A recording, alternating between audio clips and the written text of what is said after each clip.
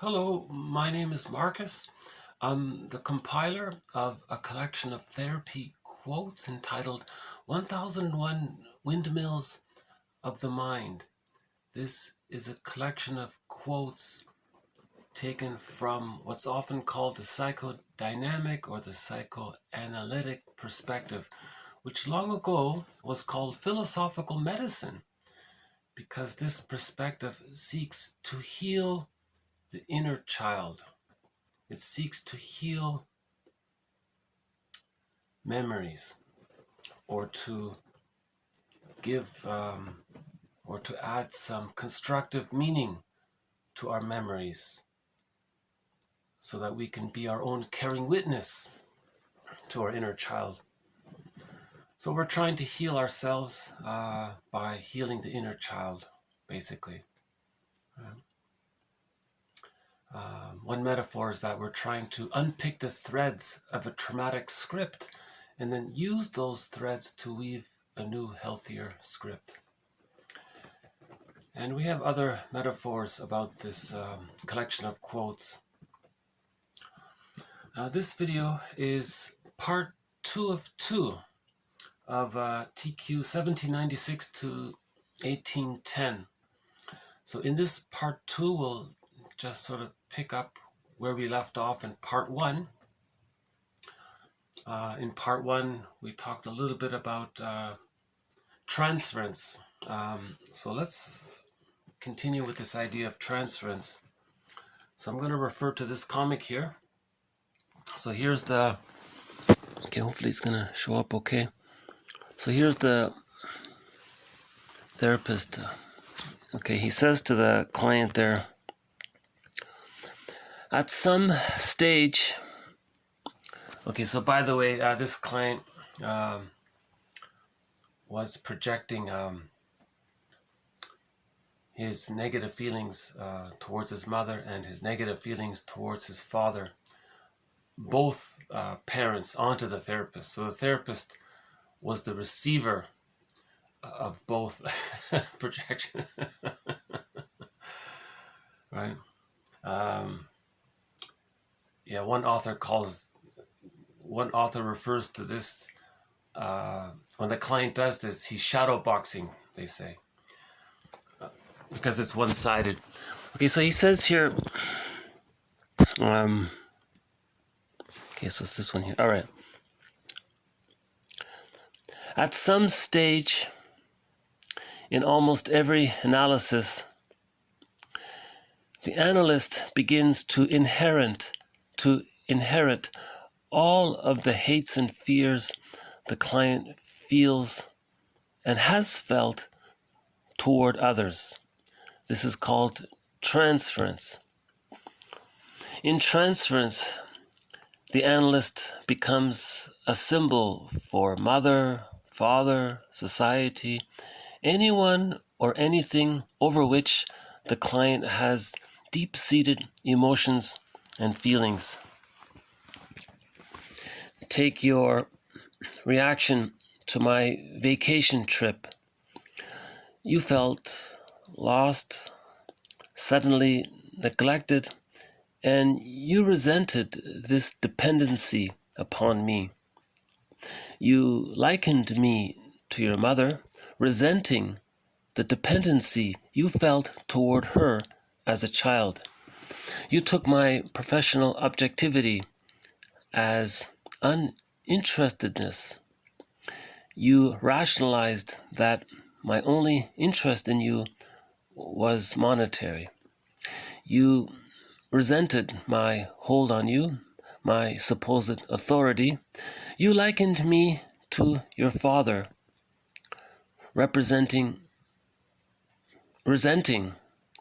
you likened me to your father, resenting his authority over you as a child. You transferred all of your emotions, your hates, your fears, all of your hostilities you bore toward your parents, toward society, to me. Okay, I see. So we're starting to get it. Then by expressing or showing or reliving, right, then by reliving these emotions and feelings toward you as a substitute for which the real person toward which they're actually directed. Okay? So he's a substitute, right? I see. Then by expressing these feelings toward you as a substitute for the real person toward which they're actually directed, then you can analyze or diagnose my true feelings about them. Exactly. We call it rapport, or a working relation, or a working alliance. We're working together. We call it a kind of therapeutic rapport between client and analyst. On such an understanding, your emotions are freely revealed, and we can move ahead to a re-examination and a reappraisal of these emotions you learned as a child with new understanding and in a new and mature light. Okay? And he says, oh, that's great. Okay, I won't be late for the next one. You can count on that. Okay. So now there was a switch there. He started to cooperate, whereas before he was very difficult. So that's just a quick scene, by the way, from, I've mentioned this a few times in previous videos, so let's do it again here. In 1955, a comic came out called Psychoanalysis, right? And there were 4 issues of it, right? Okay, these 4 issues have recently been combined, bundled up, and reprinted into this hardback here. So all 4 of these are in this book. And these 4 issues cover the therapy of 3 clients. All right, so they cover 3 clients there, Freddie, Ellen, and Mark. And all in all, there are 12 therapy sessions. 4 with the first one, 3 with Ellen, she's on the couch there, and 5 with Mark, right? So there are 12 therapy sessions. This is the best introduction to psychoanalysis that I know of, that I can think of. Again, this is actually a demonstration of the therapy process put into comic book format. It's slightly dramatized, but not too much. Right? So it's educational. It's not a traditional comic. It's actually an education about psychoanalysis, just presented in the comic book format. That's all it is. So this is really the best. This is really the best introduction to psychoanalysis. I've mentioned also in previous videos, I think everybody in high school, maybe in grade 12, they spend 1 week with this book all throughout grade 12. Right? You learn about transference and projection, repetition, compulsion. There's some dream interpretations. It brings awareness to the idea that there is such a thing as the unconscious and how it influences us. That there is such a thing as what they call psychic reality or inner reality, or subjective reality, which is different from our external physical reality, and our internal influences how we relate and see the external, and to be aware of how we live in 2 worlds.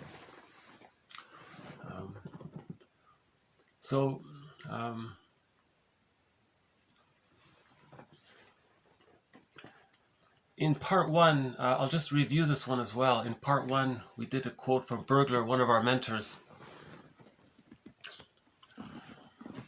Psychoanalysis uses transference. Okay, so that's when you relive the past, the childhood past, into the present. When you transfer your painful childhood past into the present, right? That's called transference. Okay, in resistance, that means,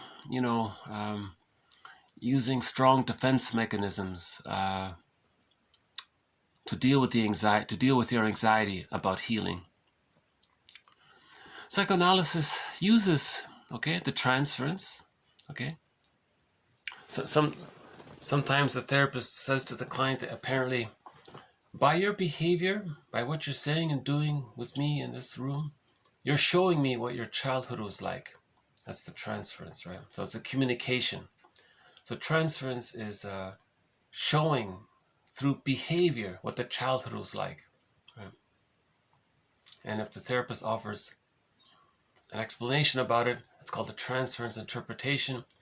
Now, if he rejects the idea strongly, that's called resistance, because to accept it would mean he would be accepting the truth about his painful past. Right? Okay, so psychoanalysis uses transference and resistance provided automatically, okay, it's a repetition compulsion. So this automatically refers to the psyche's innate drive for healing. The psyche has this innate sort of drive or wish for the person to heal. Right? So the two people in the room sort of resembles the mother and the baby together. It's a two-person psychology, right? I'm reminded of that story. Someone said he got stuck in a taxi cab in a traffic jam with some stranger or someone with a work colleague or something. And he was accidentally sort of put into the role of therapist for this guy because he recreated the childhood memory with him and his mother to the colleague in the taxi. And the guy said he felt like an accidental therapist and he couldn't leave the taxi cab. He was... So, anyways, sometimes an enclosed situation with two people, it resembles the enclosed world of the mother and the baby. So sometimes the childhood thing gets transferred into the present, right? Automatically. There's this wish to heal. There's this wish to show what the childhood was like. There's this wish for understanding and empathy, and grief is healed when it's witnessed by a caring other. So the guy in the taxi, he was maybe trying to be a caring other, I guess. This repetitive behavior is like a mirror. It's meant for the person to see for himself what his childhood was like. Right? Okay, so psychoanalysis uses transference and resistance provided automatically by the client to elucidate, okay, to show, to highlight, to see. Okay, it's a mirror, right? To elucidate the disappointment he felt in babyhood time, in childhood. Right? It shows the pain from childhood, right? The client uses the chance figure, okay, the guy in the taxi, the opportunity figure, right? The chance figure, right? Usually the therapist or the friend or whoever's there, basically. The client uses the chance figure, okay, the other person there, in this case, in the therapy room, of the therapist, as a sort of movie screen, okay, on which he projects his bygone conflicts. Okay, so he relives his babyhood, childhood conflicts. That's called a repetition compulsion. And he uses the therapist or his friend there as a substitute for the mother, and he's replaying it. Now he's doing this automatically or unknowingly and unwittingly. Okay, so this is unconscious, usually, right? So what do we do? Well, by contrasting the projected fantasy, okay, with the harmless reality, okay? So the guy in the taxi, he's not his rejecting mother, okay? He's just a colleague there, right? Or the therapist wants to be helpful, so that's the harmless reality. Or the friend is, doesn't know what you're talking about. He wants to help, but maybe doesn't know how. So it's a harmless, benign reality. So you contrast the frightening fears of the past, okay? You compare that with the harmless, benign present. Okay, finally, emotional understanding is achieved. But before we get to this emotional understanding, first there's going to be some kind of skeptical intellectual understanding regarding this. Okay, so before the easily accomplished but skeptical intellectual understanding can be transformed by the client into effective emotional experience, okay, the long process of working through is necessary, meaning the elucidation of what has already been established through the use of new material, okay, free association, dream interpretation, other interpretations, right, other therapeutic feedback, right? Okay. Then finally we get to the deepest layer, which in Bergler's opinion is unconscious guilt, right? So the deepest layer is, it's this fear to separate from the mother. Because the more rejecting and emotionally unavailable the mother is, the more the baby needs the mother, the more he clings to her. Now he's stuck in a catch-22. For the baby to become psychologically himself, he needs mother's love. So he's there waiting for it, but he's not getting it. He's waiting and he needs it, but he's not getting it. So he's in a catch-22. That leaves him in a double bind. If he stays, he's impinged upon and feels rejected. If he tries to leave, he feels the furies, the persecutory anxiety of the abandonment depression. So he has immense fears on both ends. So the therapist helps in this area. Right? So Bergler says the deepest fear is this area of this double bind. Right? And he has a version of this unconscious guilt, which I briefly explained in part 1, right, called the 4 steps. Just another idea about transference. On this YouTube channel, if you go to the channel itself, within the channel there's a search engine. If you type in transference, I think all of the quotes in this collection on transference appear. Right? An alternative is one can go to the Twitter account, right? And how it works is, so that would be under my name, right? So you type in from, right? In the search engine, you type in from : so my name there, okay, Yusuf Marcus, it's all together there, and then space, and then type in transference. Okay, then all of the quotes on transference will appear, but you have to hit latest. So then, yeah, so then there's the top and then there's the latest. So for example, let's see.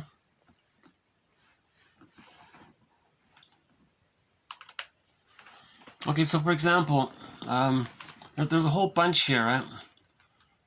So, and you can just scroll down for the past couple of years, and every quote that includes the word transference shows up, right?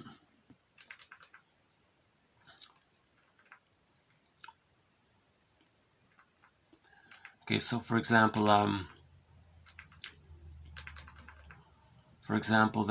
we can say here, this is the shadow boxing one. The fact that the person or the client continues to act and feel according to outdated earlier patterns, whereas the therapist's reaction conform to the actual therapeutic situation.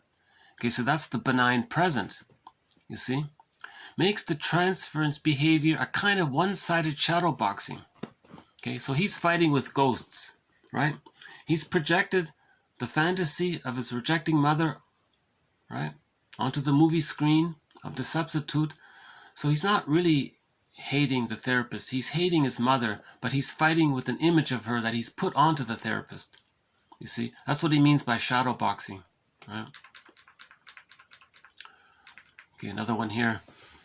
Transference is repetition of any former reaction without adjusting it to fit the present situation. You see?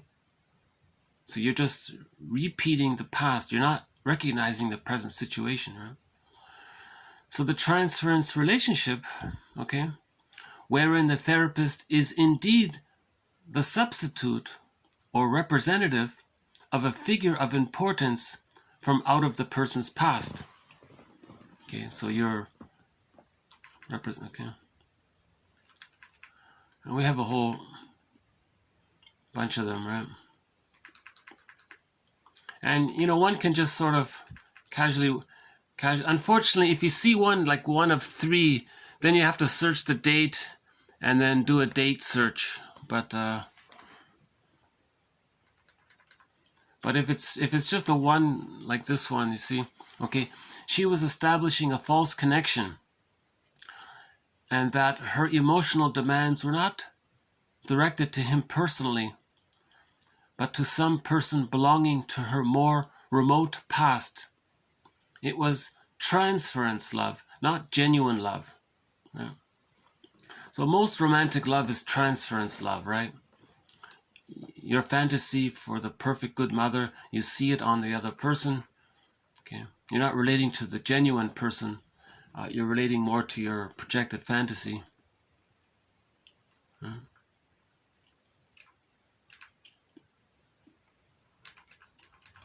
So I think this is a worthwhile activity, just to go through some of this, you know.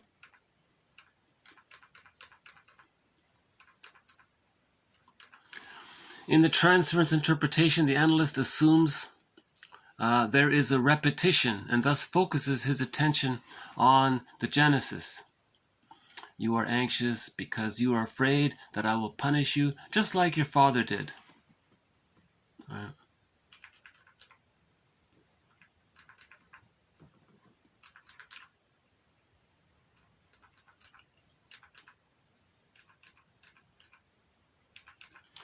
In the traditional transference narration, one tells how the client is repetitively reliving or re-experiencing the past in the present relationship. Right? So transference is resisting remembering. So there's that resistance, right? Transference is a defense mechanism against remembering. It's too painful to remember, so you just you act it out and repeat it. So repeating, right? Because it's too painful to talk and remember.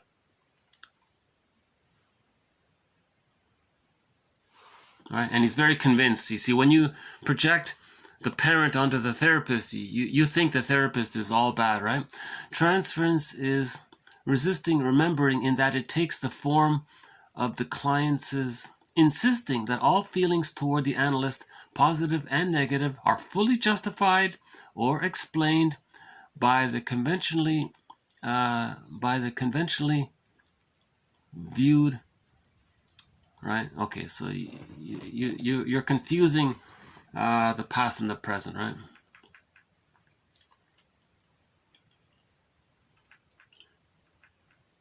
Transference is an attempt at reparative mastery of the traumatic failure of the infantile dependence displaced to substitute others. Okay, so there's a clear one there. The term transference, stressing an aspect of the influence of our childhood. The term transference, stressing an aspect of the influence of our childhood, has on our life as a whole, thus refers to those observations in which people in their contacts with objects, they transfer their memories of significant previous experiences. Okay, so some are more clear than others. Transference may be said to be an attempt of the client or person to revive and reenact in the present situation and in relation to the benign person in the present situations and fantasies of his childhood. So that's a clear one there, right? That's a good one there.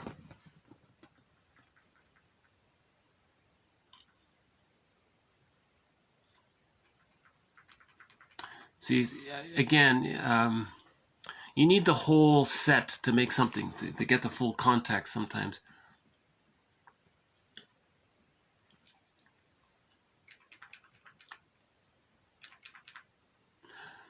Okay, the chronic tendency of neurotics to repeat over and over the specific pattern of an infantile conflict is technically called transference. It is the only emotional attachment neurotics are capable of. Superficially and subjectively, it seems to be love. I think this is Bergler, right? He says neurotics are only capable of transference love. Right? So that's a good old, right? The chronic tendency of neurotics to repeat over and over, like Sisyphus, the specific broken record pattern of an infantile trauma conflict is called transference. This is the only emotional attachment, right? This is how they emotionally attach to others, based on the transference. They connect to people based on the transference, not on present love, right? He may think it's present love, but he's trying to master the past, right?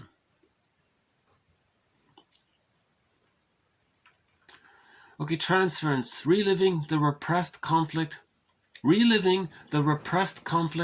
but transferring the repressed feelings about parents, for example, onto the analyst. It is usually taken to mean that the repressed conflict is near to the surface of the conscious mind. Okay, so he's almost aware of it. Okay, and we can go on and on, right? So just to give you an idea, I'll just scroll up here. We have a whole bunch of quotes on transference, right? All these quotes here talk about transference.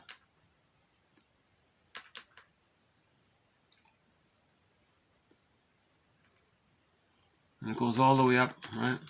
So we've got about almost 2 years worth of quotes on transference. This is a great, oh, sorry about the ads. This is a great resource. So just in case they don't show up on YouTube, you can always check here on Twitter.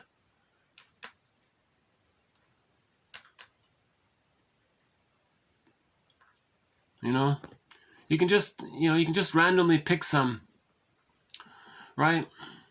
We see transference as the expression of internal object relationships experienced externally in the therapeutic relationship. You see, different ways of saying it, it helps to understand it, right? Right.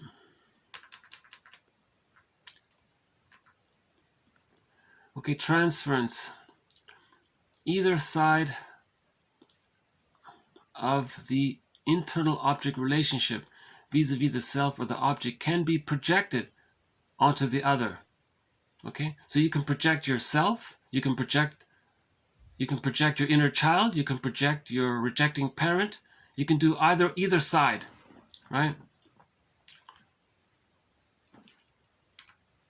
Okay, so you can identify with the rejecting parent, and you can see, so that's a very common one. A person can identify with the rejecting parent, see his unloved self onto the therapist or the substitute other, and then do to them what the mother did to you, because you want to communicate what your mother did to you. If the mother was rejecting or unkind or cold or refusing towards you as a baby, you act in a cold, refusing way to the other.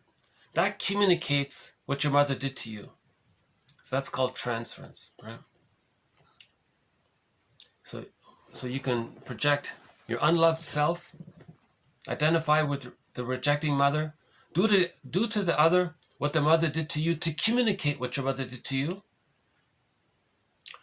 Or you can identify with the wounded child, project the rejecting mother onto the safe substitute other and say how bad they are. Like that Mark guy in the comic, what he was doing, right?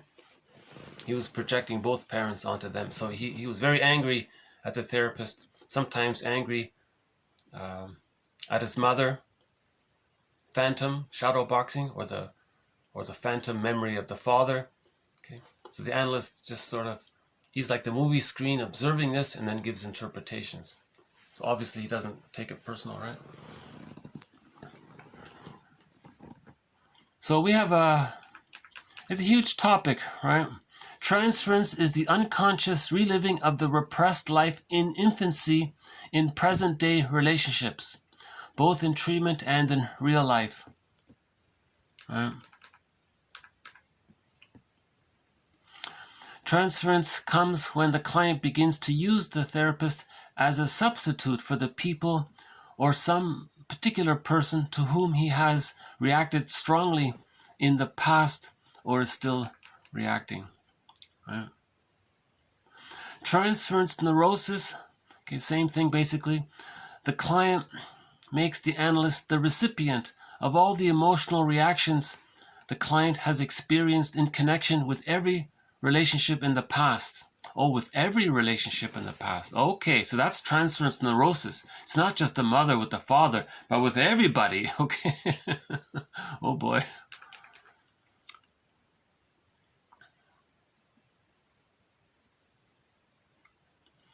Making a link between the client's past feelings for important people and his transference feelings for the therapist allows the therapist to examine the client's emotional conflicts with parents, which creates difficulties in interpersonal relationships.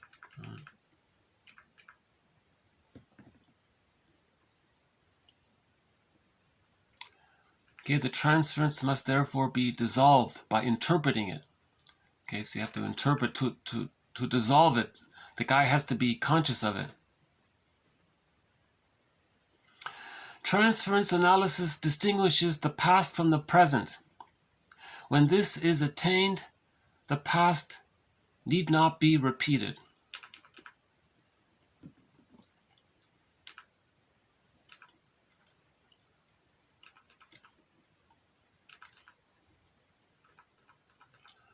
Okay, there's different ways of saying it. There's slightly different aspects to it, you know.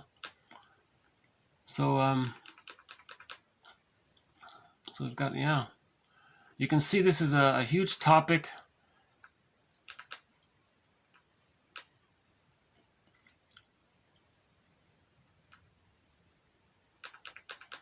That's May of this year. See, that's okay. There's May. That's just for May. That's just for 1 month right there. Look at that. All right. Yeah.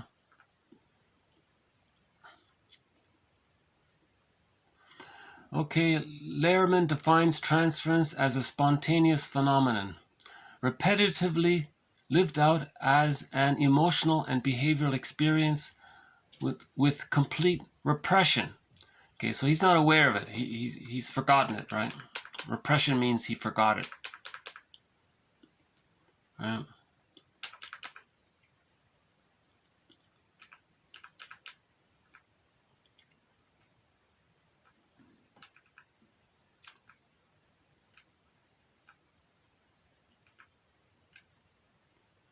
Okay, we're into July. We got all these, and it goes on. And we can go all the way up to the present. You see?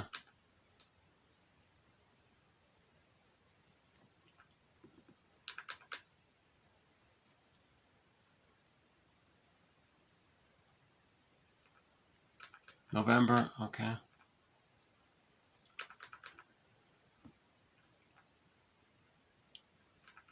Transference resistance, in which the client recreated the repressed in the relationship rather than remembering. See, it's so difficult to remember it. So he's communicating it through his behavior. Right? Even this interviewer here, this talk show host, talked about transference. We played that earlier on November 27th there. Huh? In an earlier video, we played that clip. Up to the present. So here we are in the present. This one here. All right, that's the one we just did.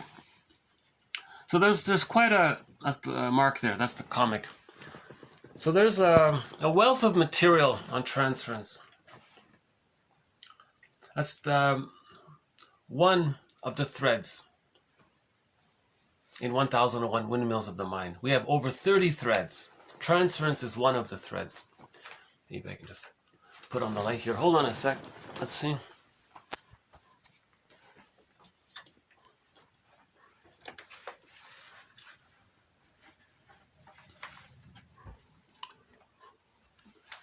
You know, I'm curious, because the days are getting so short here, maybe we'll get a glimpse of the sun. Hold on, let's see. Oh, no, not yet. Okay, we'll try a little bit later. Oh, no, it's cloudy. Okay, so we might not get the sun there. Yeah, it's a little too cloudy. Yeah.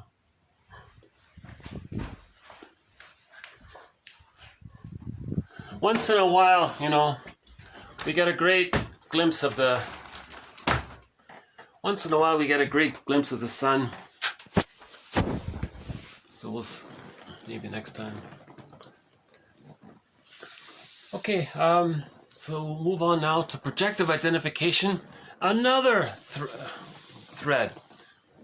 So one can do the same thing. One can go to the search engine in this channel, in this YouTube channel, or one could go to the search engine on my Twitter and type in projective identification, and you'll get hundreds of quotes describing it. Key concept. It all starts with the baby and the mother, where the baby tries to get the mother to understand what the baby is feeling and needing. And if the mother's misattuned, if she doesn't get it, if she's disconnected, or she's in a bad mood and she doesn't want to respond to her baby's needs, the baby's going to try harder and harder. He'll do what he can. He'll coax her to feel it. The baby's saying, come on, mother, feel what I'm feeling. Right? And if there's a trauma there, right, the child doesn't get his needs met, he can be stuck with that modality of communicating. So in future life, he may coax others to feel what he's feeling, with the hope that the other person will meet their needs. So they're replaying, basically, that dynamic with others in the present. That's called projective identification. Now, when two friends get together, it's benign. One friend says, I'm picking up from you that you might be feeling such and such. And the projector might say, you know, I'm glad you brought it up. I think I am. Oh, good. Let's talk about it. Okay, so then they can do that, right? If the person's not a friend, they may just coax another person to feel it, because misery loves company. If a person really doesn't want to admit something that's denied in him, he wants to see others demonstrate it. So he wants to coax others to play a certain role that represents what he's was in denial of himself. Right? So prejudice can come from there. If he felt unloved, he wants to see others in that unloved position. Right? And there are a few other examples around projective identification. And we have over 100, I'm thinking we must have over 100 quotes on it by now, or close to it. So we'll add a couple of more to this idea. So remember, in projection is the means of bringing repressed material to consciousness. So when something's repressed, that means the baby couldn't feel something, couldn't experience it. So he either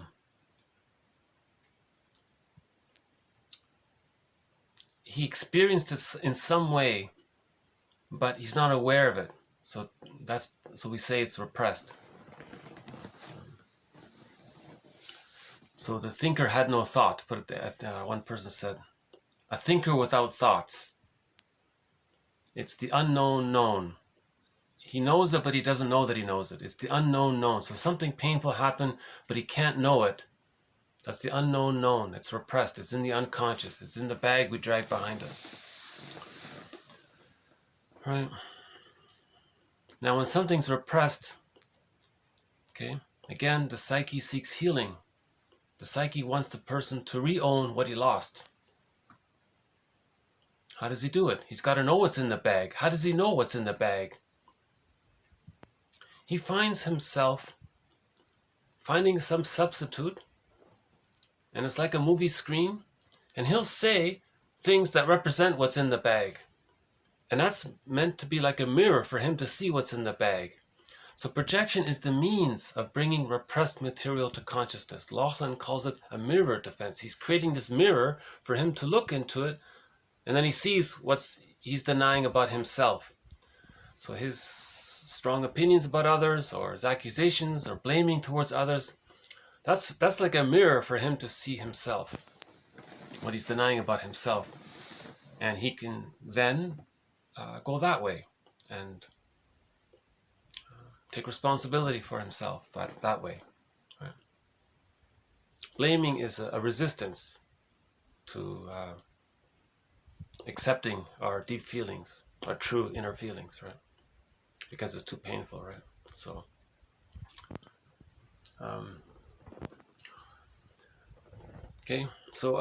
projective identification takes it one step further. It's one thing for the person to say, that person, this and that, or he is, or that person is, or she this, or this, okay? Whatever it is outside is such and such, right? And you, by thinking that and believing it, and leaving it at that, you maintain the repression. So religion does that. You go to religion and they say there's this bad thing out there, and that preserves that you don't feel, that you can't feel the feelings of being unloved. So when you externalize something and think it's outside, that's a defense mechanism to make you not aware of what you're projecting. Now, projective identification takes it a step further. You coax others. You interact with them with that identity. You want them to accept that identity. And you will even fantasize that you will manufacture evidence to prove that they have that identity. And that deeply allows the projector to more deeply deny his true inner feelings. So the more painful his inner feelings is, the more invested he is to coax others. He'll manufacture an identity for them if he has to, and he'll interact with that person, assuming that he has that identity, and that's a great distraction. Remember with Sarno, when there's a distraction like that, you avoid the greater pain. Yeah. So projective identification is a desperate add-on to ordinary projection. So that's another thread in this series. Simple projection.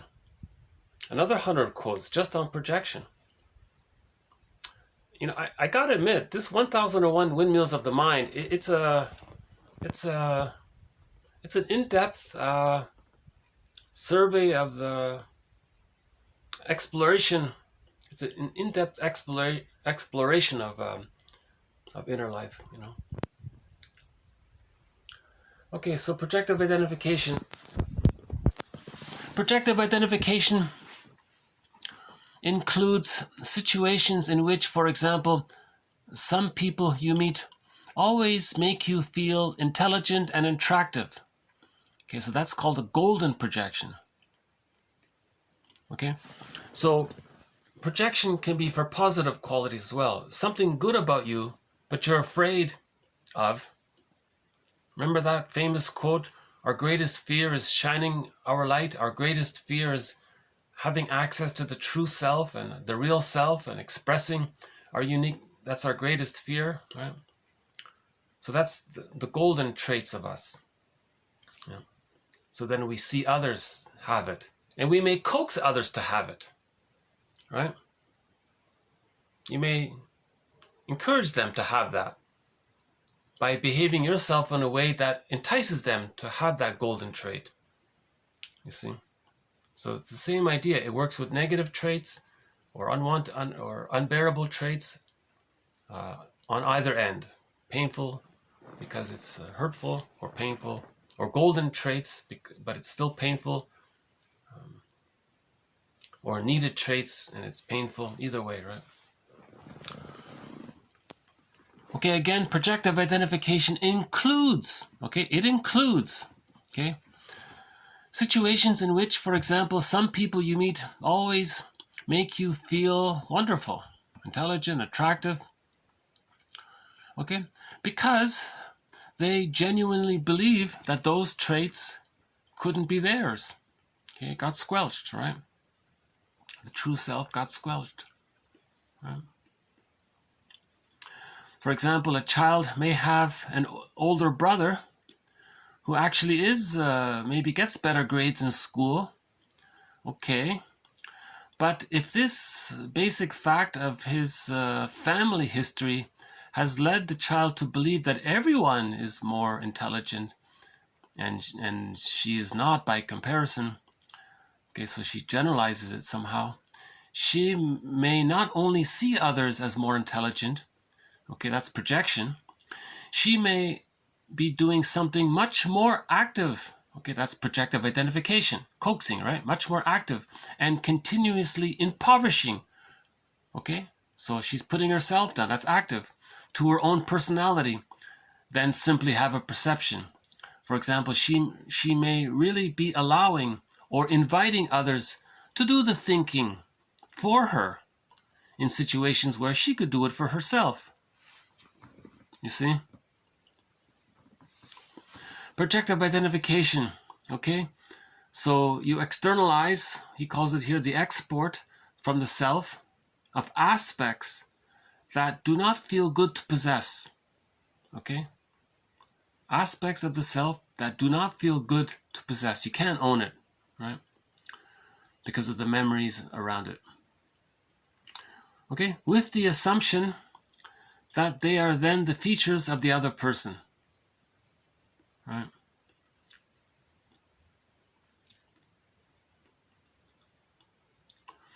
Okay, Ogden also believed that projective identification is a path for psychological change, as long as the recipient is able to recognize, contain, and metabolize the sender's unconscious feelings and fantasies. So there's, okay, that third one there. There's one opinion. Back to that taxi cab story.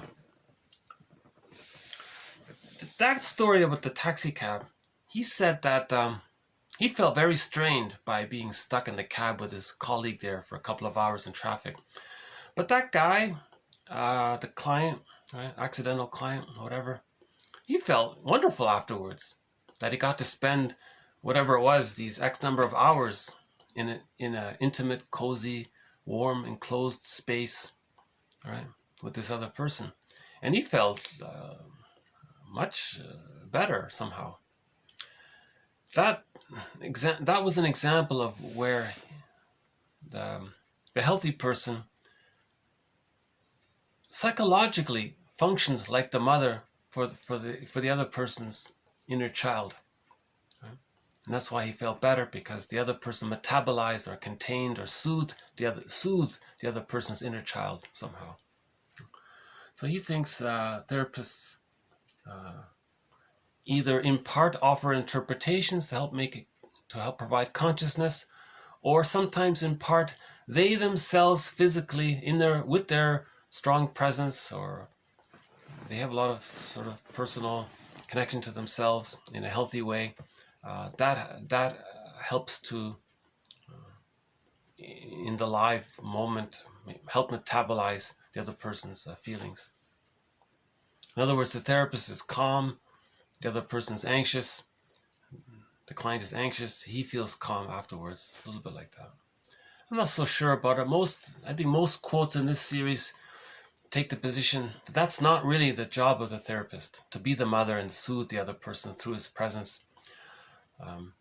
99% of this is that the therapist is there to offer interpretations to help the person build his understanding and conscious ego, to build his mind.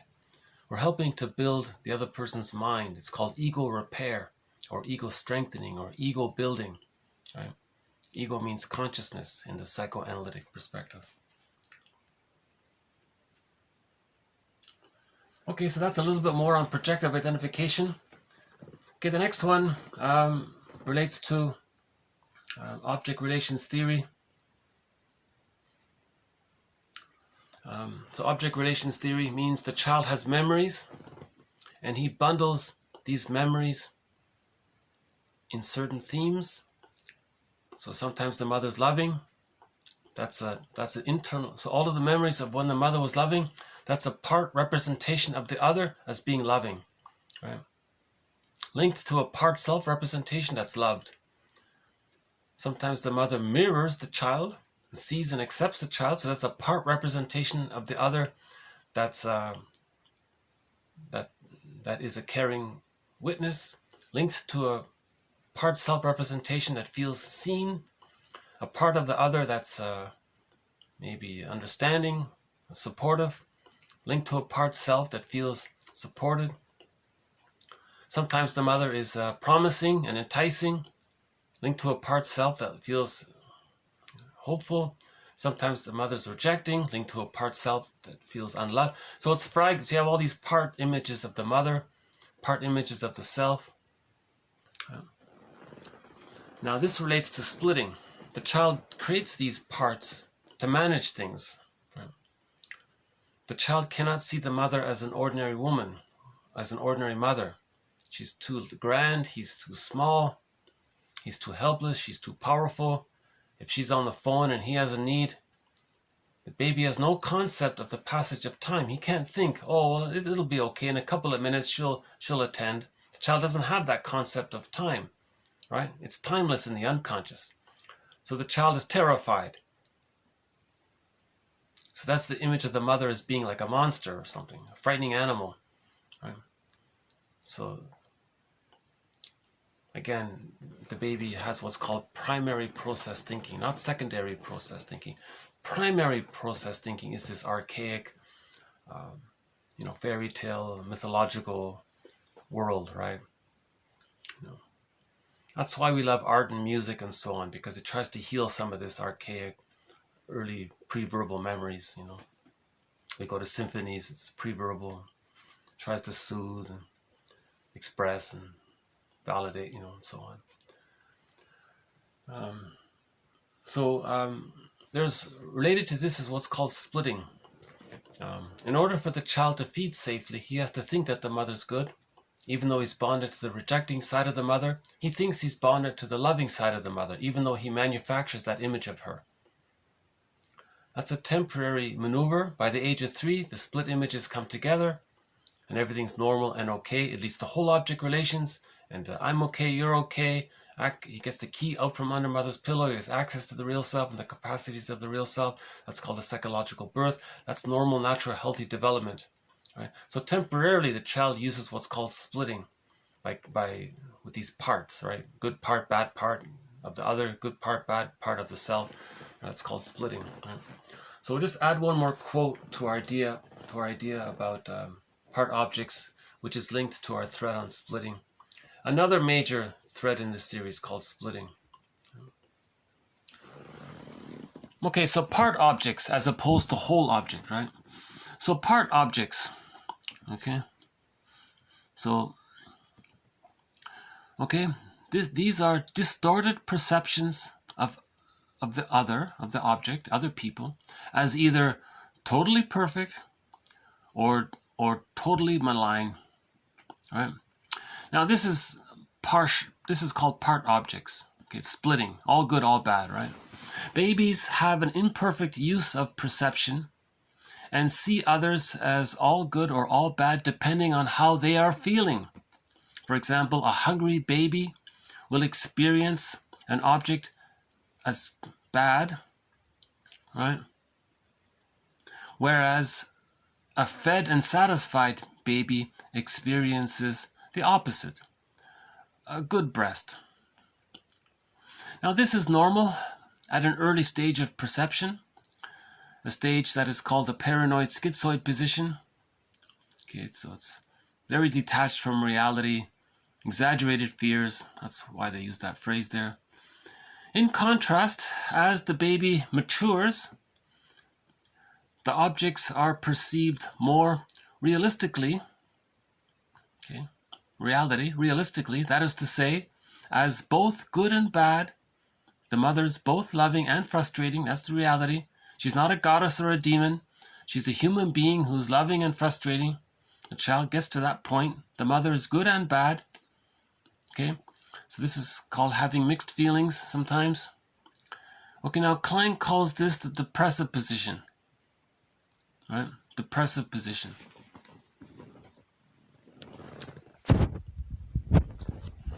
It's called the depressive position because the child wouldn't want to be angry towards the one he loves. If he sees that the one he loves is the same one who frustrates him, he's going to be hesitant to be too angry at the one he loves. But he is angry at the one he loves, so he has these mixed feelings. So he's a little bit mellower, I guess, or something. Whereas in the paranoid schizoid position, things are split off. He thinks there's two separate people, Jekyll and Hyde. Mother's a goddess or mother's a demon. But mother's not a demon. That's something else. So he has no, he doesn't bring it together. Right? Splitting is a sign of trauma. For a person to have these, prejudice is a sign of trauma. Prejudice is a sign of splitting and trauma. If a person's still using splitting after the age of 3, that's childhood trauma that got fixated.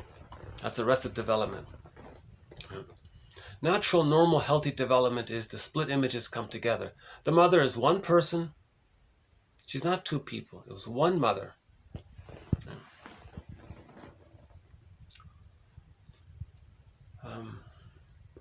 So that's a huge topic about splitting. Again, if you look up splitting in the search engine, in this channel, or on the Twitter, you'll get a wealth of material. You'll get the best quotes, in my opinion, on splitting. Melanie Klein teaches this a lot. Object relations theory talks about it a lot. TQ 1554 and TQ 1612 says that the goal of therapy is to heal the splits. If you heal the splits, you're cured. Because splitting precludes mourning. The psychic structure needed to mourn losses is whole object relations. If a person doesn't have whole object relations, they can't mourn. If a person doesn't mourn losses, how do you mourn a goddess or a demon? How do you mourn a loss when you're still waiting for the love and you're not getting it? You can't accept any loss because you're still waiting for the love that you're not getting. You see, you can only mourn in later life if you've received love in the beginning to have that strength. If you've never got that strength, you can't mourn losses. Splitting is a defense mechanism to deal with not getting love. So if a person never mourns losses, that can lead to complicated grief, aggravated grief, prolonged sorrow, chronic sorrow, nervous soul loss, burnout, nervous breakdown. That's the delayed onset of trauma. So developmental trauma becomes onset. It's a delayed onset of developmental trauma. That leads to the symptoms of PTSD. That can enlarge the amygdala, they say. And it can lead to, as one person said, to becoming a curmudgeon late in life. The curmudgeon is very bitter and miserly and stingy and irritable because he's still waiting for mother's love and he's not getting it. He projects mother onto everything around him, and every slight little thing that doesn't meet his expectations, he's going to be angry. He's not getting mother's love. But he needs it to leave her, and he's not getting it. So he's a curmudgeon. He's stuck there, waiting for mother's love. You see? He never accepted the reality that the mother was unavailable. He maintained the delusion that the mother's a goddess, while if she's such a goddess, why is he still waiting for her love? See, he's not making these kinds of inquiries. He's not curious about this, right? So there's internal reality, subjective reality, and the external reality. Right? He's operating from the subjective. So if a person recognizes, hold on a sec, let's see.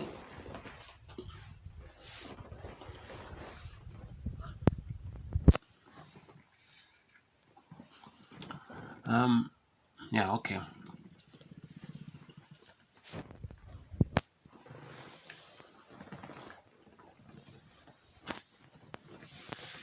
So the idea of being your own metaphorical alchemist is to heal the splits. So a person finally gets to the point where they say, oh my God, I think the mother wasn't available to offer love because she was stuck in her existential dilemma. She was trapped in her existential net. She didn't receive love herself. And maybe she didn't have it to give. Or maybe she used the child to comfort her. Or maybe she did to the child what happened to her because she wanted to communicate to her mother what happened to her. That's called intergenerational trauma. So the person recognizes that the mother was caught in her dilemma. Then things start to make sense. And then you're going through the working through process. Right? The long process of working through. It can take 20 years. And then you got to reach the deepest layer. The deepest layer is the unconscious guilt, the catch-22. Because once you get to the catch-22, now you're aware of the furies. Now Orestes is our model here. Orestes separated from the mother, even though he never got her love. Because he wanted to find his true self. Okay, it's in the bag. He wants his true self. He wants his golden ball. He's tired of being a curmudgeon or being so cynical and all that, or being angry. So he separated from the mother. He felt the persecutory anxiety, and he succeeded. The story talks about how he pulled it off. He separated from the mother through his understanding and through his determination to find his true self. You see, so he's the true hero. It's called the hero's journey. He's one of the first role models. The Odyssey, okay, Odysseus, same thing.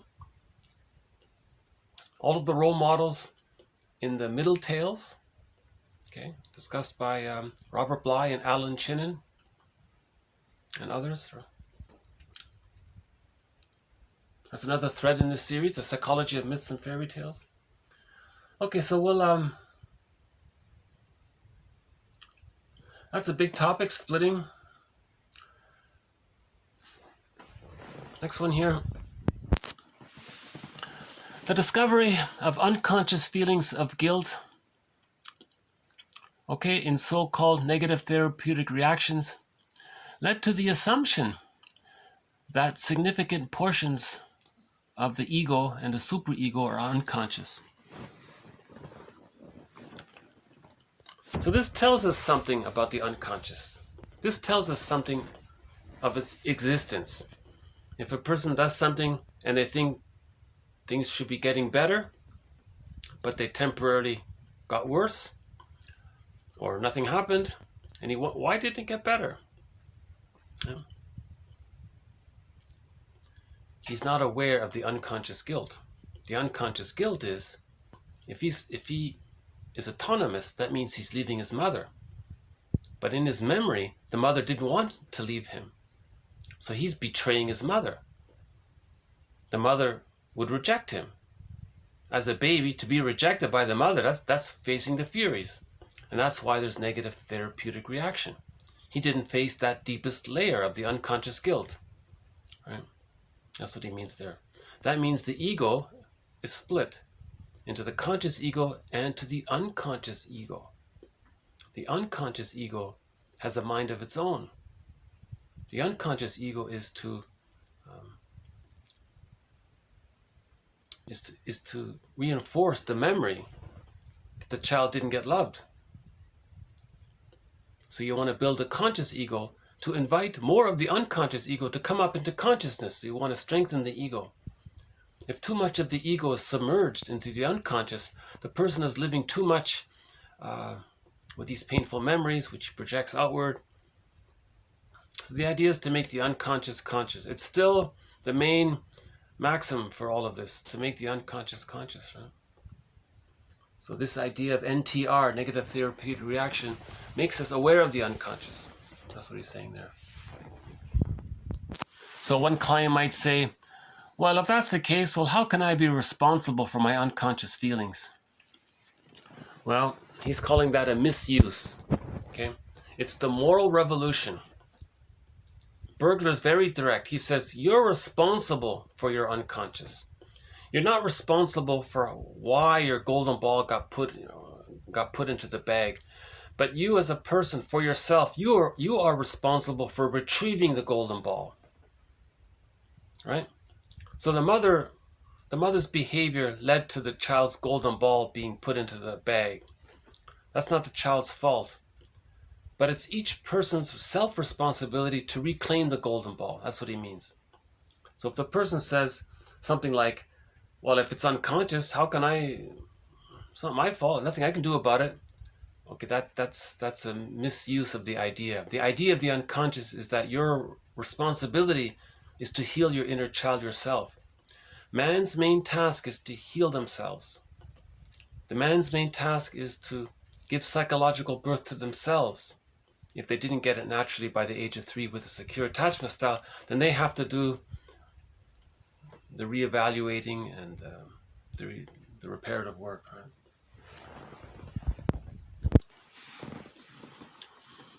If he renounces his concern over his unconscious feelings, he is in fact renouncing part of himself.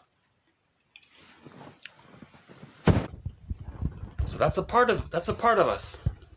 This bag we drag behind us, that's a part of us. It's our shadow. Yeah.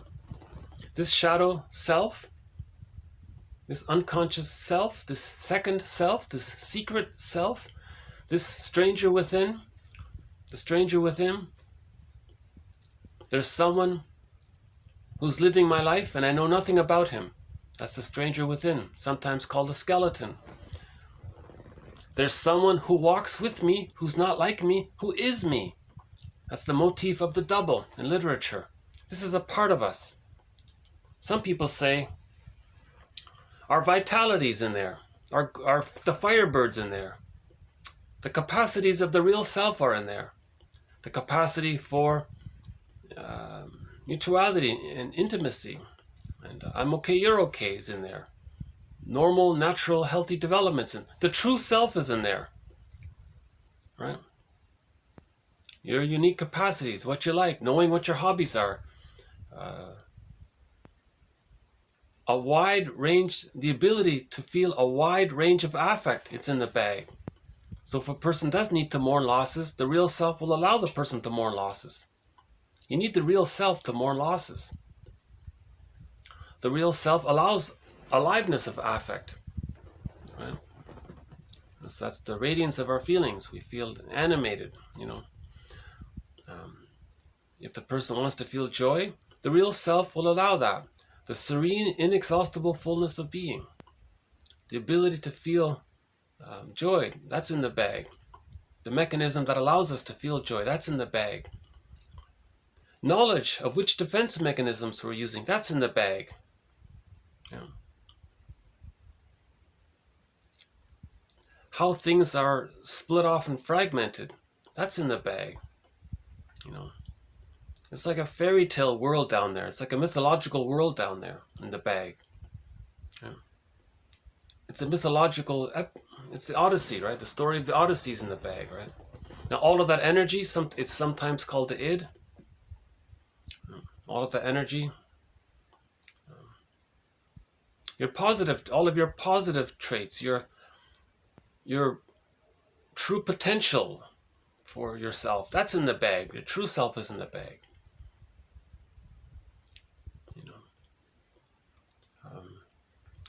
Your ability to be talented and skillful in some area, that's in the bag. Whatever unique talents you may have been born with, whatever gifts you may have had or inherited somehow or were meant to have or could have if you were loved, that's in the bag. So much of who we really are is in the bag. I think one of the best illustrations of this is back to that artwork here. Let's see if we can dig it up here. Hold on a sec. This is from is it Lichtenstein? What's his name? Lichtenstein or something? The guy with the... Yeah, there it is there. Okay. This one here. You see, the character, that's... Okay, so that's his... showing up here. Hold on a sec. Sorry about the lighting here. Okay, you see? That's his second self. His shadow soul.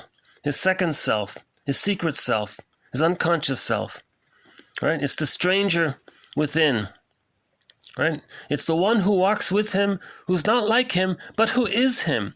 It's his true potential. It's his radiance and his golden ball. And it has an unconscious ego.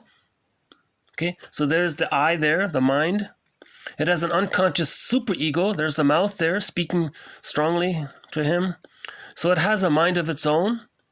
It has a life of its own, basically. This is psychic life, inner reality. You see, it's a part of him. You see? Now notice how it's split there. Okay, that's called the splitting defense mechanism, right? So this is all repressed. This is the repressed self. There's so much of who he is repressed. You see? And you can sort of see there's more vitality in this side than on the other side. He looks kind of bland and going through the motions in life because he's missing his golden ball, his radiance, right? And now this, Bergler sometimes makes a joke. Bergler calls this the puppet master, and this guy's the puppet, right? So the unconscious is the puppet master, and the person is his puppet or her puppet, whatever, right? Puppet. In other words, for him not to be a puppet, he has to own this, so he can live his life. If he's got too many painful memories in there, these painful memories are running his life through the repetition compulsion. Okay, the psyche seeks wholeness and integration. What does this ghost want? What does this skeleton want? What does this phantom want? It wants to be integrated in, right? As much as possible, this is meant to be integrated into him. So ideally, a lot of this would be blended into him, and the unconscious would be sort of like a little peaceful garden there or something. Not this wild, intense, other, who has a lot of power, kind of thing. I think that's that's a very good expression of the idea that we live in two worlds. And we showed that picture from ancient 6000 BC. There's an artist who showed that. There was a guy riding a horse, and behind him there was this shadow figure. That represented his unconscious, his repressed feelings, what's motivating him. And this shadow figure was directing him, right? So the rider was like the puppet for this shadow character. It was him. That was a symbol of his repressed, denied feelings. You see? Now, if we always betray our true feelings, that's called the Agamemnon Complex. So that story, the myth, that's a metaphor of how we betray our feelings. Myths and fairy tales are true on the inside, not on the outside. They're true on the inside. Myths and fairy tales describe the inner world. They're fantasized personifications. Storytellers and artists had ideas about it, and it developed over time. So they're very resonant to our unconscious. Right? That's why these myths and fairy tales endure, right? They say. Okay, the next one. If there is nothing in the world but how he was improperly loved, then that is how so many with the narcissistic pattern feel. His hate and devaluing philosophies and opinions and negative humor and so on are, in his view, to a great extent justified. An attitude which relieves him of his unconscious feelings of guilt.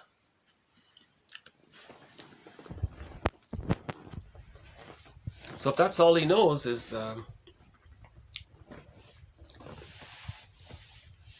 so again with the narcissistic pattern, either the child didn't enter into the symbiotic stage with the mother and didn't get his symbiotic needs met. Okay, that's called the hostile provocative attachment style, the bully pattern. He's very aggressive, so his philosophy is power and control because he wants someone else to fuse with them. Because the baby would rather have a negative connection with someone. The baby would rather have a negative refusing mother than no mother. So a person with the hostile, provocative attachment style, they want to coax or force someone to be the surrogate mother for them. But that victim is not going to be happy, number one. Number two, they can't do it. They can't meet the person's needs. It's impossible. They can't be the breast mother and feed them.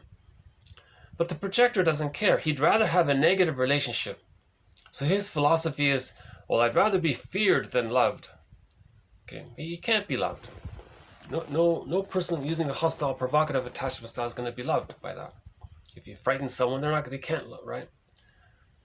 So that behavior is a mirror to communicate that they didn't get their symbiotic needs met, which means they have to go on the journey of forgiving the mother. Right? Now there's other versions. There are other personality patterns that spring forth when the person doesn't get their symbiotic needs met. There's the symbiotic character disorder. There's the Iago pattern. The Iago one, he doesn't bother. He detaches, and all he has is envy. And he wants to see everything damaged, so he spreads rumors and gets others against themselves. That's all he has. His main emotions are hate and spite and vindictiveness, and he doesn't even bother with greed, really. He just wants to damage, because everything's good. Envy is hatred of the good, so he just hates everything. Now he may disguise it in some way in order to facilitate his deeper emotions. So his envy and hate, when he's negative towards others, that behavior is like a mirror for him to see that he didn't get his symbiotic needs met as well.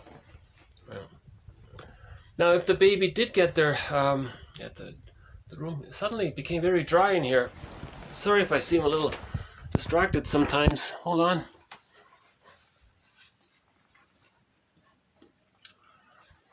Well, I'm wondering if we might get a glimpse of the sun here. Hold on a sec. No.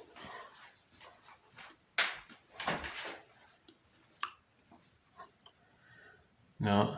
Okay. Oh, a couple of crows. Okay.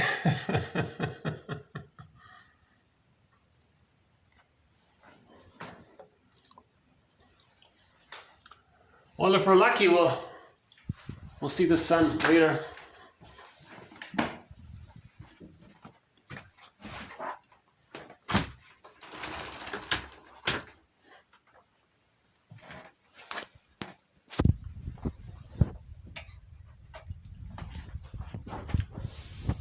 Let me turn down the heat there. Okay, the narcissistic pattern. So of course that's sort of a narcissistic pattern, but it's so severe and aggressive, and it's so much more harmful towards others. So it has a designation of its own. Of course it's the narcissistic pattern, all of these Iago and the symbiotic and the bully pattern and so on, these other ones. But they're like, there's an extra sort of,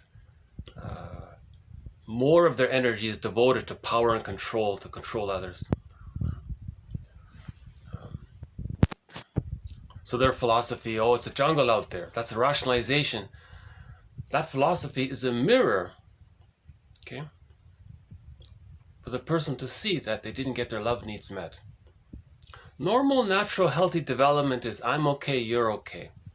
Adult personality, for 150,000 years, all babies got a secure attachment style. The temperament of human beings, of Homo sapiens, before farming, was calm, was friendly. They were comfortable with themselves. They were relaxed. They got mother's love. Mothers were very connected to their babies. They knew how to meet their needs, right? And so on. Let's say the baby does form a negative bond with the mother. Let's say they got that accomplishment, a negative union with the mother. But they're stuck there. That's the narcissistic pattern. They can't get out. The baby's meant to differentiate from the mother, from the psychological egg. See, those earlier ones, the bully pattern, Iago, and so on, they didn't really enter into the psychological egg. Right? So with let's say they do enter into the psychological egg, but they can't get out. That's called the negative symbiosis. They're caught in the tar pit, right? So and what they finally do is they identify with the aggressor. Okay, because the baby's meant to hatch out of the symbiotic egg at the age of 4 to 5 months. He can only do it if he gets enough love to do it. If he doesn't get enough love to do it, he's stuck there, still waiting for it. It finally becomes so painful, he identifies with the aggressor, which means the baby felt devalued. He identifies with the aggressor and then devalues others to create this mirror to communicate that when he was a child, he was devalued. Okay. That's how the psyche is trying to make the unconscious conscious through his transference, his repetitive behavior. That's like a mirror, like a movie screen. He sees the screen. It's like a mirror. It's for him to see his childhood.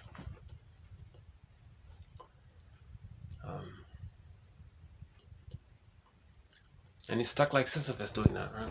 Now another pattern is, let's say the child does get enough love to hatch out. So he does hatch out. That's great. Between 5 months and 15 months,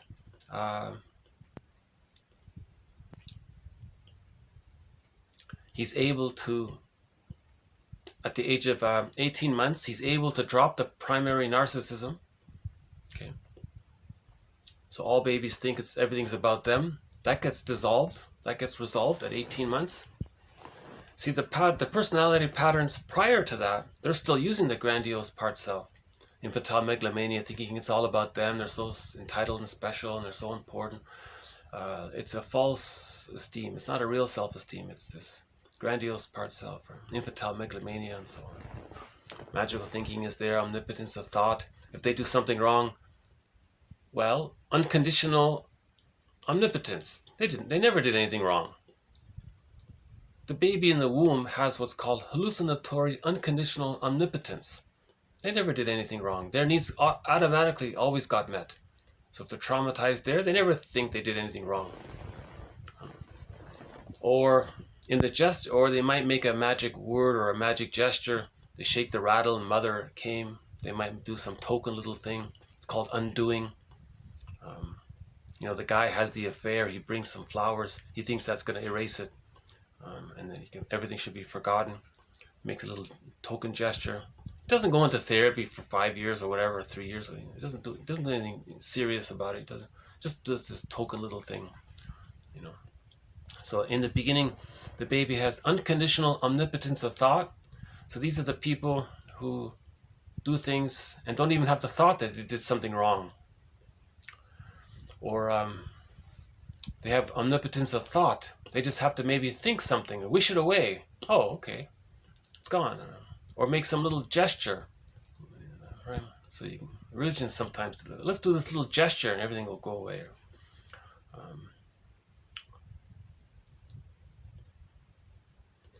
Okay, so the primary narcissism and the magical thinking and the magic gestures and all that stuff, that's dissolved, right? So between 15 months and 36 months, if he gets stuck there, he's still holding on to the original I'm not okay, you're okay, but he's stuck there. That's the codependent pattern, the clinger, the pleaser.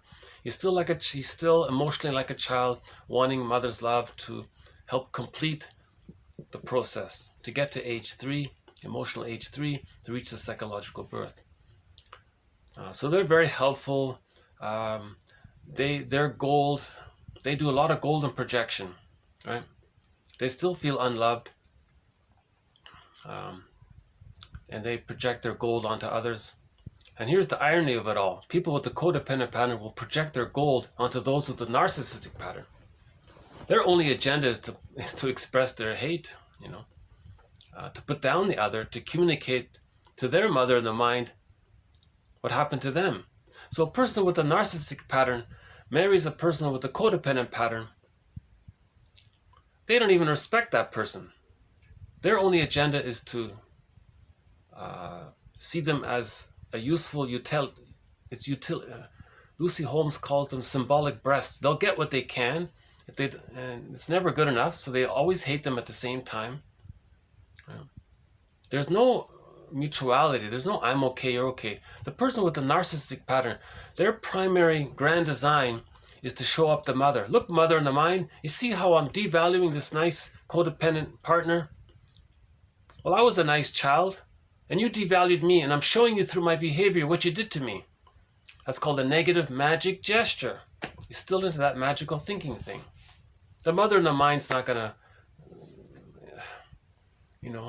fly out of his mind and enter into his actual mother's body, raise her up from the grave if she's no longer around, or enter in the nursing home wherever she is, get the mother to realize her mistake. The mother says, "Oh my God, I gotta apologize or make amends." It's not going to happen. So, but his fantasy of that somehow, that's a mirror that he didn't get the love that he needed. Right?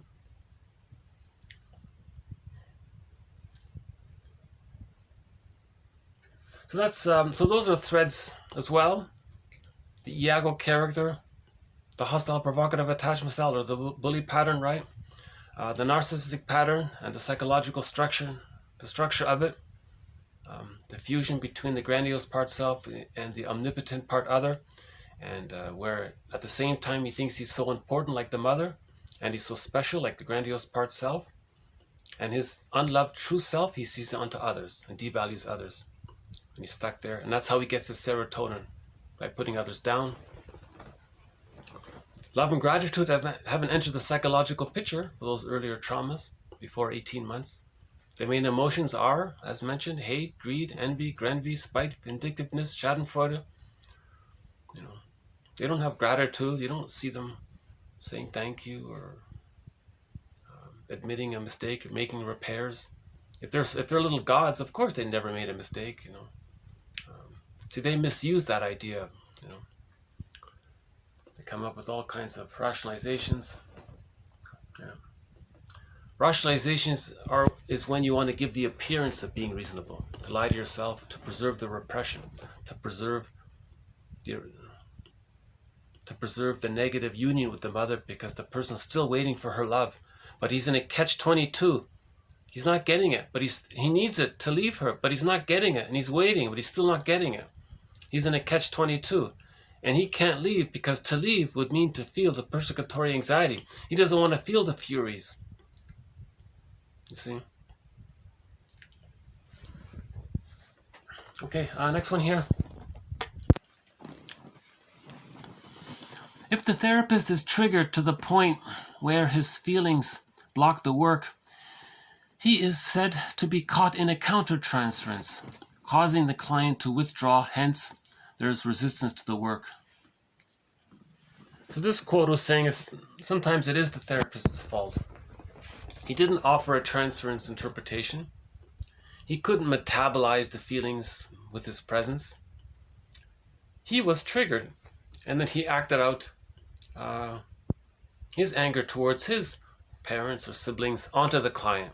The client is more stressed out about it, so of course he's more afraid. He'll be more resistant to trust the therapist. So in those cases, they said that the therapist has to confess. They say, when you said that, something, I took a wrong turn. I want to apologize, and now I want to come back on track. I want to acknowledge my mistake when I said that, and after you said that, and that was a fault. That was an error on my part. I want to admit that and apologize to you, and I want to return to our work of looking at what you were saying about such and such. Like, he has to sort of acknowledge it to rupture, repair. He has to repair that. Like, if he doesn't, the client will be more resistant. Therapy ends. It doesn't work anymore. Once the therapist engages in countertransference,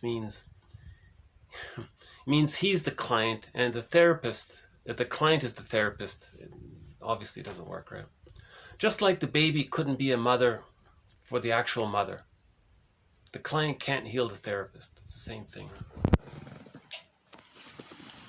The traditional psychoanalytic aim is to make some unconscious feelings conscious and to achieve integration, so that, for example, feelings of anger which had previously been unconscious could be recognized and accepted. Okay, so that's the goal, right? To own our feelings, to accept our inner feelings. Not uncommonly, a sudden appearance of unconscious feelings. The sudden appearance of unconscious feelings entering into the conscious mind can lead to humor and laughter. We have a thread in this series. It's a little bit, it's undeveloped on the psychology of humor. So mainly we've been using the benign violation theory of humor. The first part of the joke, there's suspense, confusion, a little stress, but it's benign. It's a violation of your expectations. It's called benign violation. Then in the second part of the joke, you get the knowledge. You feel safe. Now from the tension in the first part to the knowledge, feeling safe, there's a shift from a sudden influx of emotions from the preconscious or unconscious into the conscious. That can lead to laughter. That mechanism, by the way, is similar to the grief work process, but anyways, in its most minor benign version, it leads to laughter, right?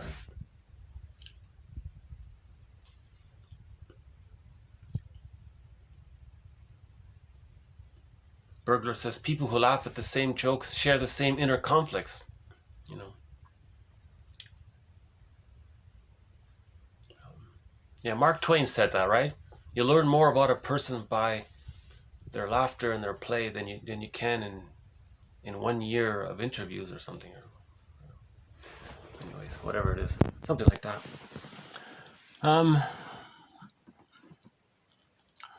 Okay, in the mother's feeding, diapering, and body care of the child, the mother's unconscious feelings regarding herself, okay, to one degree or another, are transmitted to the child. Right? Fair enough? Okay, empathy facilitates the emergence of unconscious feelings in the context of a connected relationship. Okay, fair enough. Grief is sealed when it's witnessed by a caring other. That's the whole idea. Okay, last one here. The ability of music to portray multiple, even opposite emotions simultaneously make it possible for music to become deeply meaningful to both positive and negative aspects of the listener's unconscious feelings. Right? So you listen to some symphony, you know, sometimes there's drama in the symphony with the drums and the horns, and maybe there's anger there. I think if you listen to Peer Gynt, the symphony there with Edward Grieg, there's the guy's running there and then he's safe, and that acknowledges our unconscious feelings. Unconscious feelings as primary process thinking. Music is primary process. You know. A lot of music is sort of soothing. Yeah.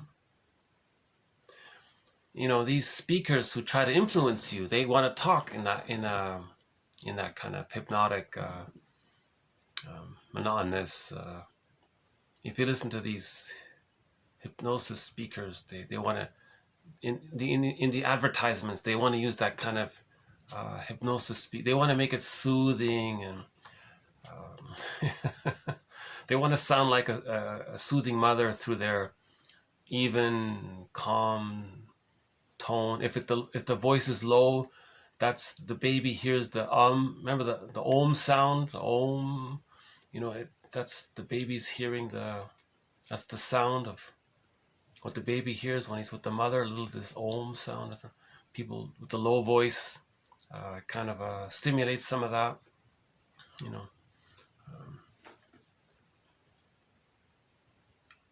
Yeah, so yesterday we played, in 2 videos ago, we played some Barry White. He has that low voice, you know, he's very popular with that low voice, you know.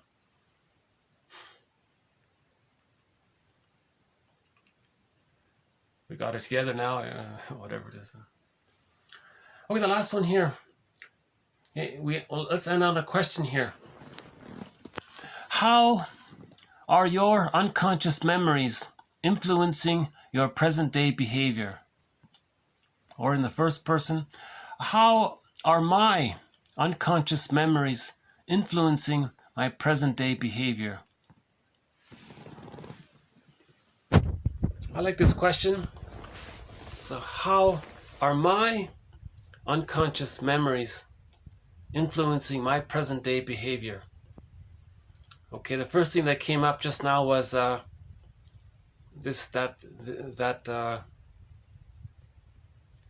if I don't feel like doing something, I'm still gonna do it. Maybe I wasn't really in the mood to really do a video today, and I thought, no, I really wanna. I could do it tomorrow. Why don't I just delay it? No, I feel like I should do. Like I want to do it. So maybe there's unconscious.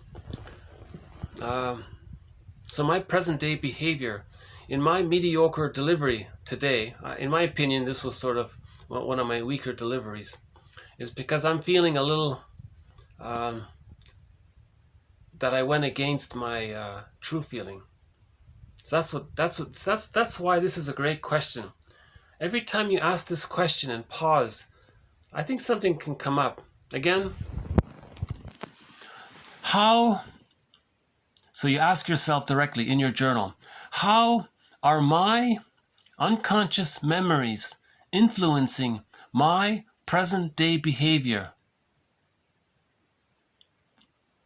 So the reference for that is TQ 1792, right? If you go back to 1792. How are my unconscious memories influencing my present-day behavior?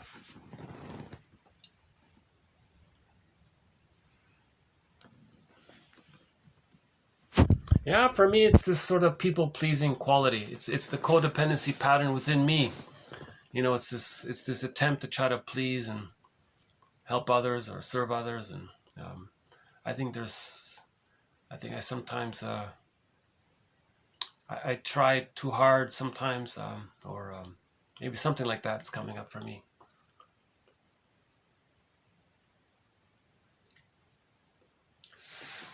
Okay, let's try one last glimpse to see if there's a. Oh, what about the art? You know, I've got another art book here. Let's see. So this one. Okay, hold on. Let's see if it shows up here. So, okay, I found another art book here. It's called Zoo. Okay. Let's see what we got in here.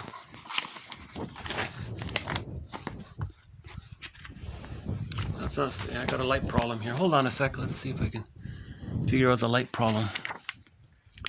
Oh, got some crocodiles or something. Okay. Okay, we got a rabbit here.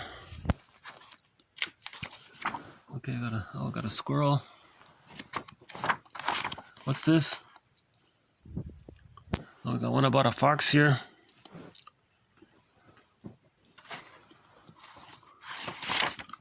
Oh, tiger.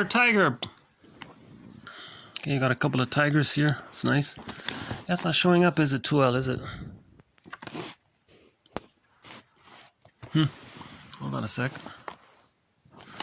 Maybe let's try it this way. Let's see is this any better? Hold on.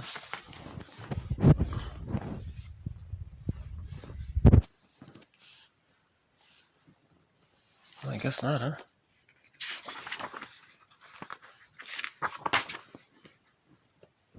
Not really, eh?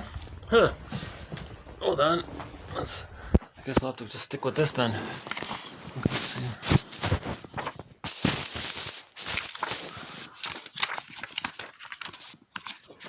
Oh, some bugs, some butterflies.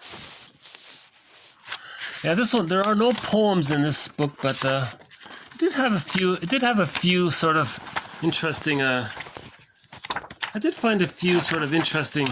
Yeah, there's a siren, another version of the siren. So here's another version of the siren from the story of the Odyssey. Right?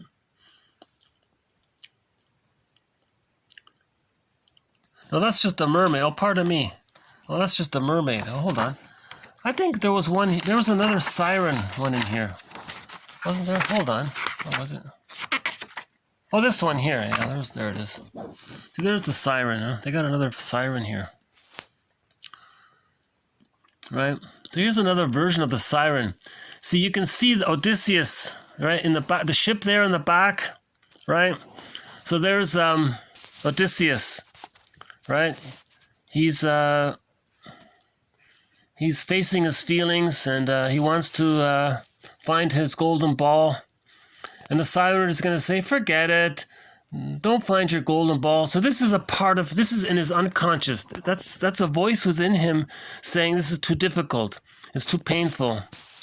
And Odysseus there, right, in the ship, he tied himself to the mast, or he put wax in his ears. He's going to resist the temptation. Because we all know if he listens to the temptation, right, he's not going to succeed, right?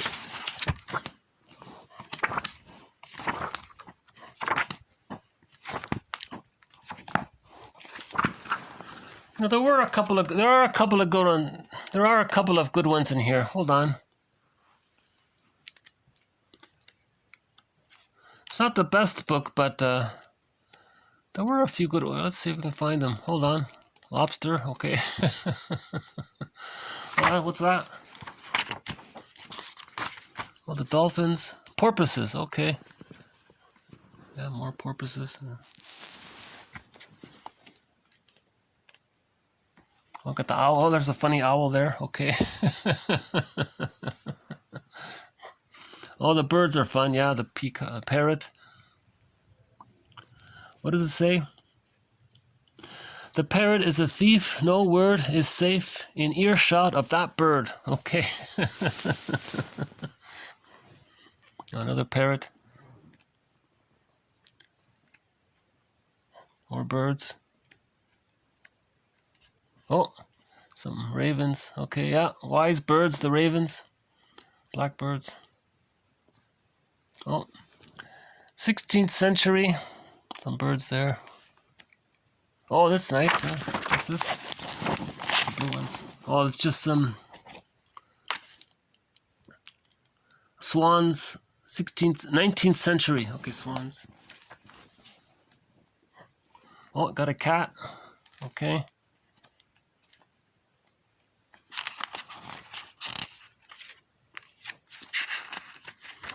Yeah, this book was in the secondhand bookstore, so it was very affordable. Oh, that's nice. Camel. Here's a nice one. Camel with pack. Oh, look at that. That's a good one. That's a nice one. Yeah, I like this one. Camel with pack, Tang Dynasty, 1618 AD. Okay.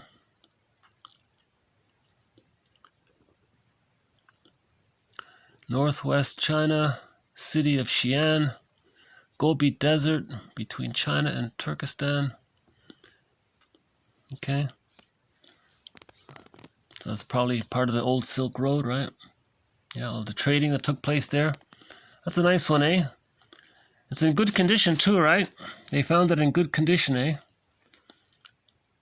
So that's 1,500 years roughly. That's in very good condition, eh? Yeah. Okay, more camels. Okay. Oh, elephant here. Only an elephant can bear an elephant's load. Okay. What's it called? Weighty measures. Okay. Another elephant here. 1675. Okay, nice painting there. Oh. Oh.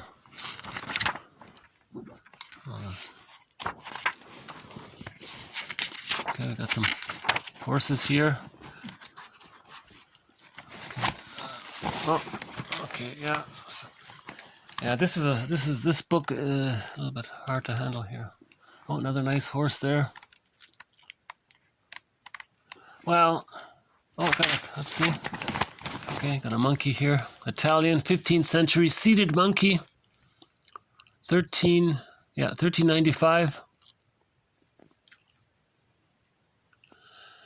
The monkey wears a domestic pet. Oh, I see. Okay, it was a pet, somebody's pet, really. Another monkey. Monkey C. Okay.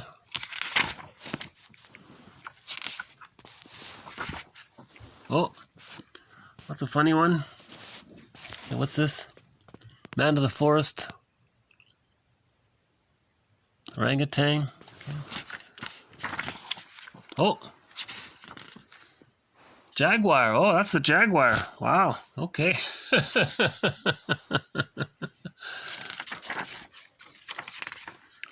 More tiger. Oh, there's a nice one. Oh, that's a good one. Tiger. Tiger, tiger, burning bright in the forests of the night. What immortal eye or hand could frame thy fearful symmetry? Right. Okay.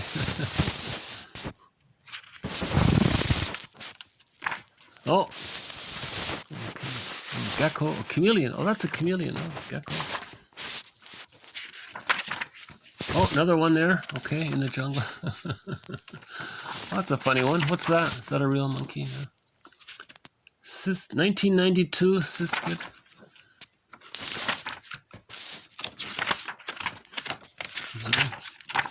Well. Oh, there's a raven. Yeah, I like the raven. That's nice.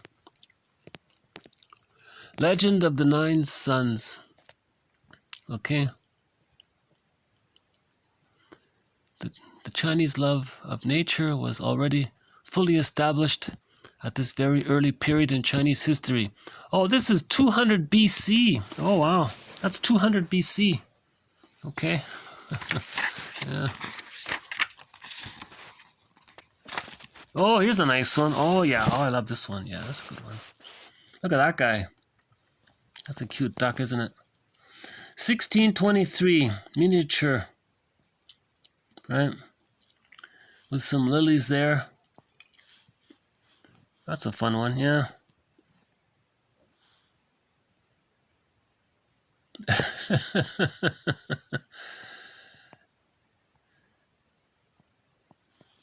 Yeah. Oh, there's this. Some kind of peacock, I guess. More birds here. Okay. Oh, there's that owl, right? Oh. Okay.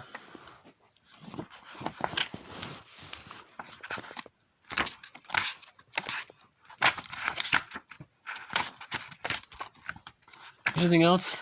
Got a bear.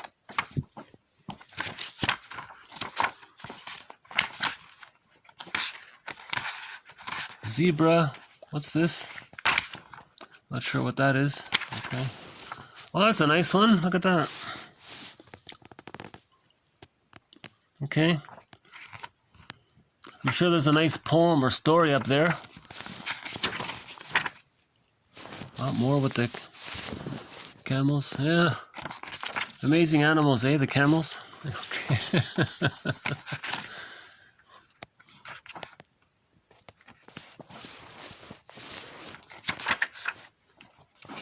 Got a zebra there. Polar bear.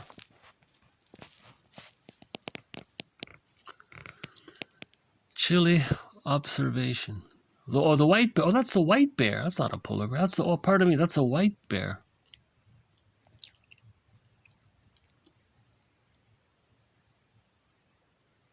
Isn't that the same? Well, is that the same as the polar bear? Polar bear? I'm not sure. Maybe there's a difference between the white bear and the polar bear. I'm not sure. Polar bear. There's the polar bear. Oh, I see. There's the polar bear, and there's the white bear. Oh, yeah. They're different. Yeah. Okay. Yeah. Oh, more polar bears. Yeah. Okay. Walrus. Penguins. Oh, okay. Oh, the bugs. Oh, let's skip the bugs. Okay.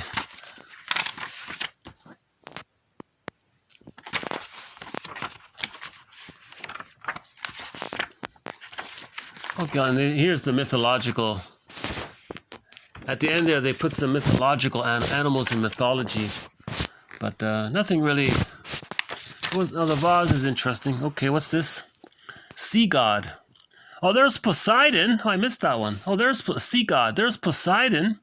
Okay, so that's the voice of the unconscious. If your unconscious had a voice, it would be the sea god, Poseidon. Right? In the Odyssey, it's Poseidon. So there's the voice of your unconscious. You see, you need to have a relationship with that sea god there. He's actually your friend. He's helping you. He's actually trying to make you conscious of what's in your bag. You see? So this is your friend. You're not meant to be afraid of him. But if you ignore him, he might be angry at you and give you a physical symptom. So you might end up with a physical symptom if you ignore, right? If you ignore him. Okay. I'm just curious. One last look to see if there's any kind of sunset. Hold on. No.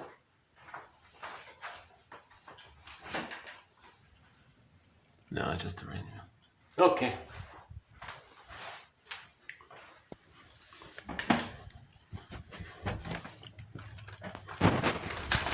Okay, I guess I'll just wind this one down.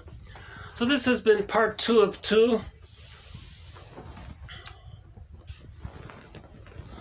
In this, in part 1 and part 2, so we talked about a little bit more about. Let's put a song on. Hold on a sec. Okay, we'll put one of our musical voices in this series is the music of Rick Santers. So I'll play one of his songs in the background.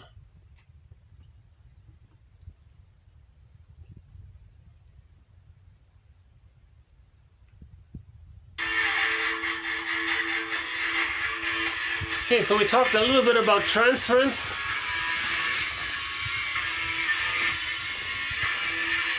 About the importance of trying to recognize the difference between the benign, ordinary present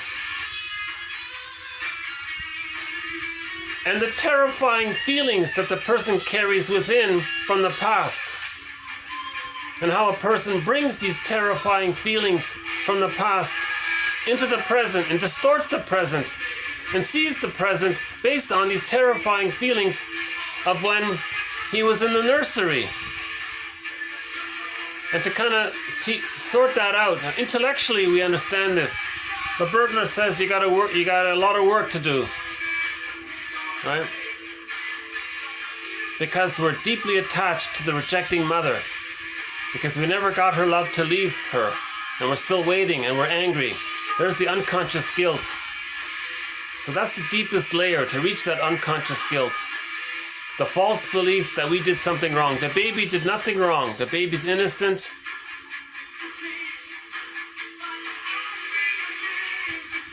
The mother was misguided or she was stuck. We're not judging her. She was trapped. The mother was a victim herself. She was trapped. Stuck in her existential net, trapped in her existential dilemma, stuck in her repetition compulsion. It's a compulsion. She's trying to heal, actually, herself.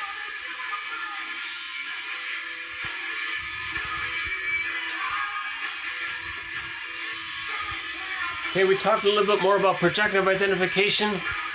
If you coax others or interrelate with others through a manufactured identity you're giving them, that helps the projector keep his inner feelings denied. Now Poseidon, remember Poseidon? He doesn't like that. So he might give you a physical symptom. to distract you from it.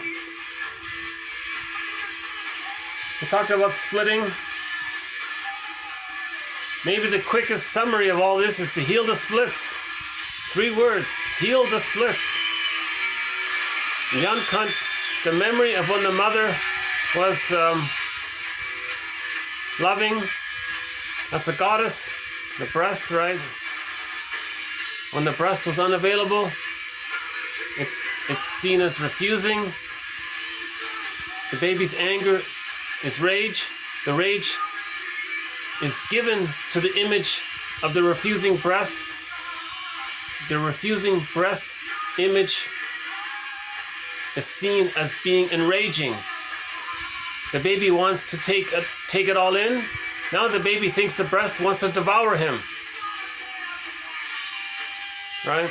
Hence the frightening, in the fairy tale, the wolf, or one of these frightening, the Medusa, or one of these frightening mythological characters that wants to, in Hansel and Gretel, the witch wants to eat the child. That's a displacement. The baby wants to take in mother's milk and nurturance. He didn't get it, he's angry. So his need and his anger got displaced onto the image of the other, and he thinks that the other wants to consume him and take him in. It's a projection. He wants to take in the mother's love. But he's so, you see? I'm out of battery here. Okay, I'll end it up here. Okay, thank you very much. More to follow. Bye for now. This will run out in a couple of seconds. It says battery empty. Your phone will shut down in 30 seconds. It's already been about 10 seconds here. Thanks very much. We'll have more quotes on unconscious guilt and transference.